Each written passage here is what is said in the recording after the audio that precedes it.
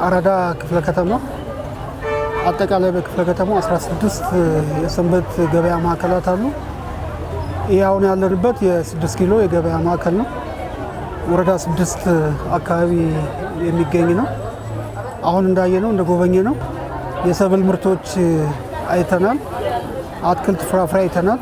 ኢንዱስትሪ የምርት ውጤቶች አይተናል። የባልትና የምርት ውጤቶች አይተናል። አጠቃላይ የገበያ ዋጋ በእለቱ በተተመነው ዋጋ ግብይት እየተፈጸመ ነው ያለው። አጠቃላይ የግብይት ስርዓቱን ስንመለከት ከነጋዴውና ከዚህ ካለው አቅርቦት መጠነኛ ሳይሆን በጣም የተሻለ የዋጋ ልዩነት አይተናል። ይህ ማለት ገበያ ለማረጋጋት ምቹ ሁኔታ የሚፈጥር እንደሆነ ነው ያየነው።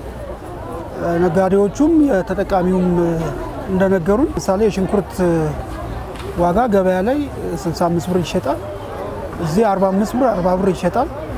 በጣም ልዩነት አለው። እንቁላል ለምሳሌ 10 ከ50 ነው የሚሸጠው፣ ገበያ ላይ እስከ 18 ብር ይሸጣል። ሌሎቹ ምርቶች እንደዚህ ከፍተኛ የዋጋ ልዩነት አላቸውና እዚህ የገበያ ማዕከል ላይ የአራዳ ነዋሪ ብቻ ሳይሆን የጉለሌ የየካ ማንኛውም በዚያ አካባቢ የሚንቀሳቀስ ይህን ገበያ ለመጠቀም ደግሞ አስቦ የሚመጣ የህብረተሰብ ክፍል አለ። ስለዚህ ጥሩ የግብይት ቦታ ነው። ችግሮች ካሉ ብለን ቼክ አድርገናል።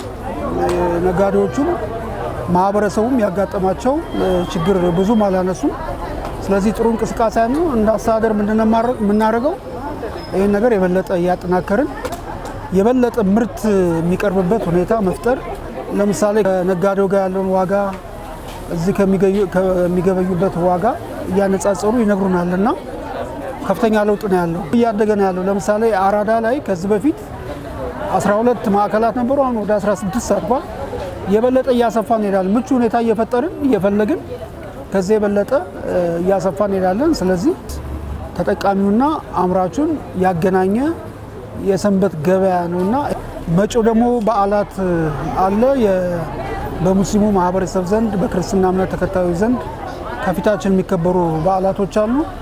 ለዛ በዓል ደግሞ በቂ አቅርቦት በማዘጋጀት አቅርቦቱን በማሳለጥ እና ምቹ ሁኔታ በመፍጠር ሸማችና አምራቹን የማገናኘት ስራ ይሰራል ማለት ነው።